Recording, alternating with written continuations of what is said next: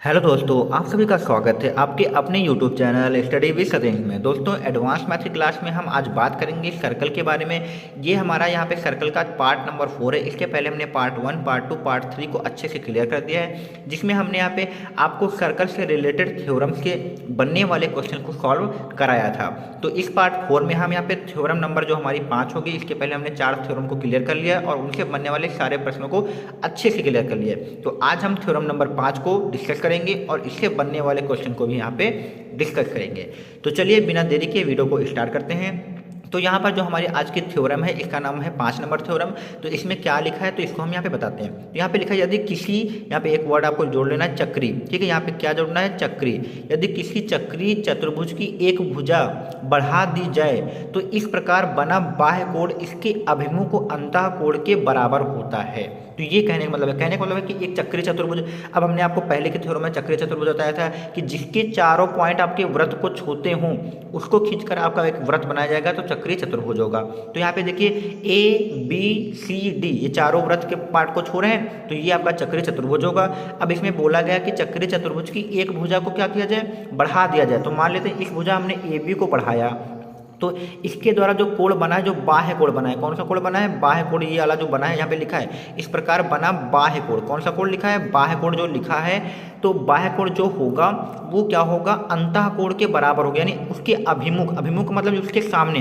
तो इसके सामने, इस बाह्य कोण के सामने यही कोण तो आ रहा है, तो इसके कोण के क्या होगा, ये बराबर होगा। अंतः कोण का मतलब अंदर वाले कोण के, यानी अंदर वाले जो अभिमुख होगा, जो सामने कोण होगा उसके बराबर होगा। तो यानी ये जो सी बी ई, ये वाला जो कोण है ये बराबर होगा आपका ए डी सी वाले, यानी इसके बराबर होगा। तो इसके रिलेटेड क्वेश्चन हम यहाँ पे करने वाले हैं। और इसके अलावा जो हमने आपको पहले थ्योरम समझा रखी है उनका भी यहाँ पे यूज हो सकता है। तो इसलिए आप लोगों ने अगर इसके पहले वीडियो नहीं देखे हैं तो जाकर पहले प्लेलिस्ट से आप सर्कल के सारे वीडियो देख लीजिए, तब ये वीडियो देखेंगे तो आपको और भी चीज़ें अच्छे से क्लियर होंगी। ठीक है, तो चलिए अपने पहले प्रश्न की तरफ हम यहाँ पे चलते हैं। दोस्तों, यहाँ पे दिया गया है कि दी गई आकृति में चक्रीय चतुर्भुज ए बी सी डी की भुजाओं ए बी और ए डी को क्रमशः ई तथा एफ तक बढ़ाया गया। तो यहाँ पे एक चित्र दिया गया आपको ऑलरेडी, इसमें ए बी और ए डी को बढ़ाया गया। तो यहाँ पे देखिए ए बी को यहाँ तक ई तक बढ़ाया गया है और ए डी को एफ तक बढ़ाया गया है। ठीक है, तो इसके बाद दिया कि सी बी ई बराबर 110, यानी सी बी ई, ये वाला जो कोड आपका दिया गया है ये आपका कितना दिया है, 110 दिया है। तो पूछा गया है सी डी एफ, ये वाला आपका जो बाह्य कोड है ये आपका पूछा गया है। ठीक है, तो सबसे पहले थ्योरम को अप्लाई करें। तो हमने आपको बताया था कि अगर किसी चक्रीय चतुर्भुज के द्वारा अगर कोई बाह्य कोण बनता है तो अंतः कोण के बराबर होता है अपने सामने वाले के, यानी तो ये 110 है, तो ये वाला कोण जो आपका कितना हो जाएगा, ये 110 हो जाएगा। इतना तो आपको समझ में आ गया होगा, इतना समझ में आ गया। अब यहाँ पे देखिए ये एक सीधी रेखा मान लीजिए, यहाँ पे एक सीधी रेखा है, तो इस सीधी रेखा पर यहाँ पे देखिए इस तरफ 110 बना है। तो हमने आपको बताया था कि जब भी कोई सीधी रेखा को एक तिर्यक रेखा या तिरछी रेखा काटती है तो उसके द्वारा जितने भी कोण बनते हैं उन सभी का जो योग होता है 180 होता है। तो इधर 110 बना हुआ है, तो बाकी बचा इधर कितना बना होगा, 70 बना होगा। 110 और 70 कितना होता है, 180। तो जाहिर सी बात है आपका जो बाहर वाला कोण है इसका नाम क्या है, सी डी एफ, ये आपका 70 हो जाएगा।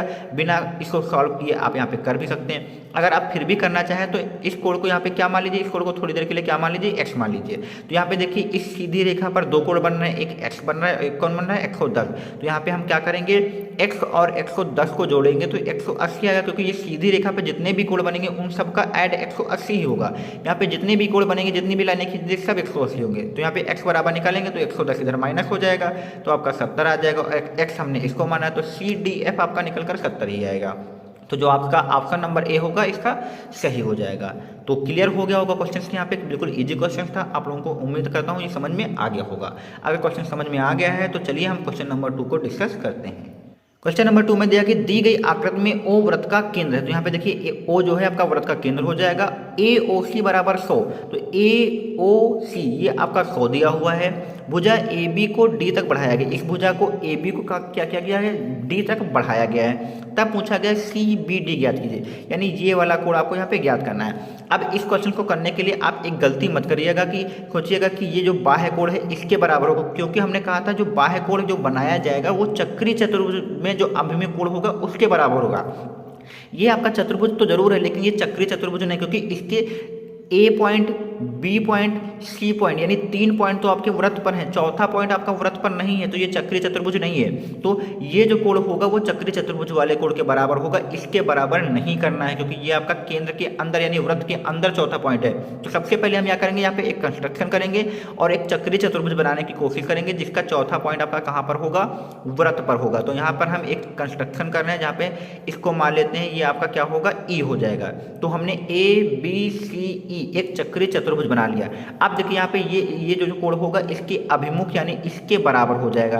अगर इसके बराबर होगा कि नहीं होगा, आप समझ रहे होंगे कि ये वाला जो कोण होगा इसके बराबर होगा। तो सबसे पहले अगर हम ये वाला कोण अगर पता कर लें तो ये वाला अगर हमें पता हो जाएगा तो इसके बराबर हम कर देंगे तो निकल आएगा। तो कहने का मतलब यही है कि अगर आपको सी बी डी निकालना है तो आपको पता करना पड़ेगा ये वाला ई वाला, यानी ए ई सी, ये आपको पता करना होगा। तो पिछले वीडियो में हमने आपको बताया था कि किसी वही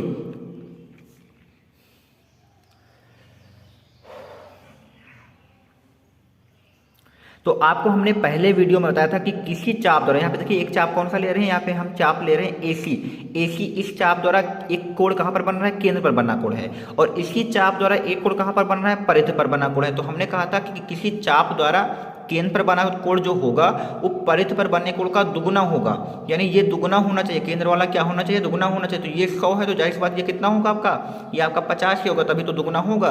तो अगर ये 50 है तो ये भी कितना हो जाएगा, 50 हो जाएगा। तो सी बी डी अगर आपको निकालना है तो ये आपका कितना आएगा, 50 आ जाएगा। तो इसको सॉल्व करने की जरूरत नहीं, इसको ओरली आप यहाँ पर समझ सकते हैं। अगर आपने पिछले वीडियो में आपने हमारी थ्योरम नहीं देखी है तो ये क्वेश्चन आपको समझने में दिक्कत हो सकती है। तो इसीलिए आपसे कह रहा हूँ कि सारे पार्ट जितने मैंने आपको समझाए हुए हैं आप जाके यहाँ पे देख लीजिए। तो हमने आपको फिर से यहाँ पे बता दिया कि किसी चाप द्वारा अगर केंद्र जो कोण बनेगा और इसी चाप द्वारा अगर परिधि पर कोण बनेगा तो परिधि वाला आधा होता है और केंद्र वाला दुगुना होता है। तो ये 100 है तो ये आधा कितना होगा, 50 होगा। अब यहाँ पे देखिए ये एक चक्रीय चतुर्भुज है, तो चक्रीय चतुर्भुज में जो बाह्य कोण होता है वो अभिमुख वाली यानी अंतः अभिमुख के बराबर होता है। तो ये 50 है तो ये भी 50 हो जाएगा। तो क्लियर हो गया होगा, ठीक है। तो चलिए क्वेश्चन नंबर अपना 3 डिस्कस करते हैं। क्वेश्चन नंबर 3 में दिया कि दिए गए चित्र में ए बी सी डी एक चतुर्भुज इस प्रकार है कि ए बी सी से गुजरने वाले वृत्त का केंद्र डी है। तो ए बी सी से गुजरने वाले जो वृत्त होंगे इसका जो केंद्र है वो डी है। अब ए बी को बिंदु ई तक बढ़ाया गया, तो ए बी को ई तक बढ़ाया गया, तो ये आपका 60 दिया है। तो पूछा गया सी बी ई 68 दिया, यानी सी बी ई ये आपका कितना दिया, 68 दिया है। तो ए डी सी निकालना है, यानी ये वाला निकालना है। तो हमने आपको बताया था कि ये वाला कोण इसके बराबर नहीं करना है क्योंकि ये चक्रीय चतुर्भुज आपका नहीं है। तो इसमें सबसे पहले क्या करिए, आप चक्रीय चतुर्भुज बना लीजिए। तो यहाँ पर इसको हम क्या करते हैं, यहाँ पे मिलाकर क्या करते हैं, बिल्कुल दूसरे क्वेश्चन जैसा होगा ये। तो यहाँ पे क्या लिख लेते हैं, इसको नाम दे देते हैं एफ नाम दे देते हैं। तो ये आपका चक्रीय चतुर्भुज बन जाएगा। अगर ये आपका 68 है तो ये भी आपका कितना आएगा, ये भी आपका कितना आ जाएगा, 68 आ जाएगा। यानी जो ए एफ सी कोड आपका निकल कर आया, कोड ए एफ सी जो निकल कर आया है वो आपका कितना आ जाएगा, 68 आ जाएगा। अब देखिए यहाँ पे एक चाप की बात करते हैं, चाप हमारा ए सी, इस चाप ए सी द्वारा एक कोण कहाँ बन रहा है, केंद्र पर बन रहा है, केंद्र पर बन रहा है। और इसी चाप द्वारा देखिए ए सी द्वारा, ए से लेकर सी द्वारा एक कोण कहाँ पर बनना है, परिधि पर बनना है। तो हमने बताया था कि जो केंद्र पर जो बना कोण होगा वो परिधि पर बने कोण का दुगुना होगा। अगर ये 68 है तो इसका दुगुना आपका ये हो जाएगा। तो आपको कोण ए डी सी अगर निकालना है तो जो आपका 68 दिया है इसको आपको 2 से गुणा कर देना है। तो ये 2 8 16, 2 6 12, 1 13 आ जाएगा। तो कोण ए डी सी जो आपका निकल कर आएगा वो 136 निकल कर आएगा। ऑप्शन नंबर बी आपका यहाँ पे सही हो जाएगा। तो ये भी आपको समझ में आ गया होगा, दूसरे क्वेश्चन के जैसा ही यहाँ पे मिलता जुलता है, ठीक है। तो चलिए क्वेश्चन नंबर 4 को भी हम डिस्कस करते हैं। दोस्तों यहाँ पे हम अपना अगला क्वेश्चन यहाँ पे क्वेश्चन नंबर 4 डिस्कस करते हैं। यहाँ पे दिया कि दी गई आकृति में ए बी सी डी एक चक्रीय चतुर्भुज है। तो ए बी सी डी ये चक्रीय चतुर्भुज है क्योंकि इसके चारों पॉइंट आपके वृत्त पर हैं। फिर इसके बाद ए डी सी बराबर 95, ए डी सी ये आपका 95 दिया है। तो पूछा गया है बी सी ई ज्ञात कीजिए, यानी बी सी ई ज्ञात कीजिए। और एक चीज़ हमने यहाँ पे मिस कर दी कि जो सी ई है वो समांतर है ए बी के। तो कहने का मतलब जो है ये वाला जो सी ई है ये ए बी के समांतर है, ठीक है जो ये आपको दिया है। तो सबसे पहले चक्रीय चतुर्भुज के बारे में हमने बताया था कि चक्रीय चतुर्भुज के जो सम्मुख कोण होते हैं उनका योग 180 होता है। तो यहाँ पे सम्मुख कोण कौन है, एक कोण आपका डी है, दूसरा कौन सा आपका है बी है। तो इनका जो योग होगा यानी कोण डी प्लस कोण जो बी होगा इनका जो योग होगा वो आपका 180 होगा, क्योंकि चक्रीय चतुर्भुज के कोणों का जो योग होता है 180 होता है। तो डी की वैल्यू तो 95 है, तो यहाँ से हम कोण बी निकाल सकते हैं आसानी से। तो कोण बी बराबर यहाँ से अगर हम निकालें तो 180 - 95 होगा। तो कोड बी की जो वैल्यू आएगी आपकी 85 आ जाएगी। अब ये कोड आपका कितना हो चुका है, 85 हो चुका है। अब देखिए यहाँ पे सी एफ, यहाँ पे देखिए सी एफ, इसको हम यहाँ पे नाम दे रहे हैं सी एफ।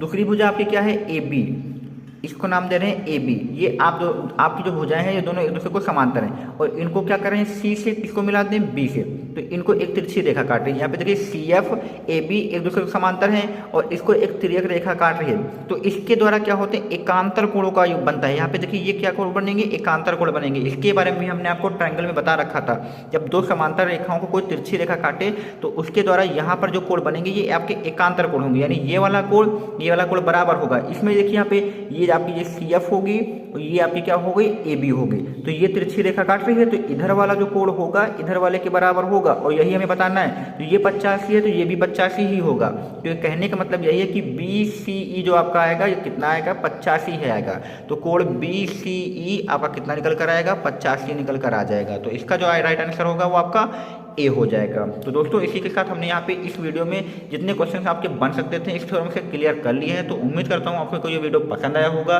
अगर वीडियो पसंद आया तो चैनल को लाइक, सब्सक्राइब और दोस्तों में शेयर करें।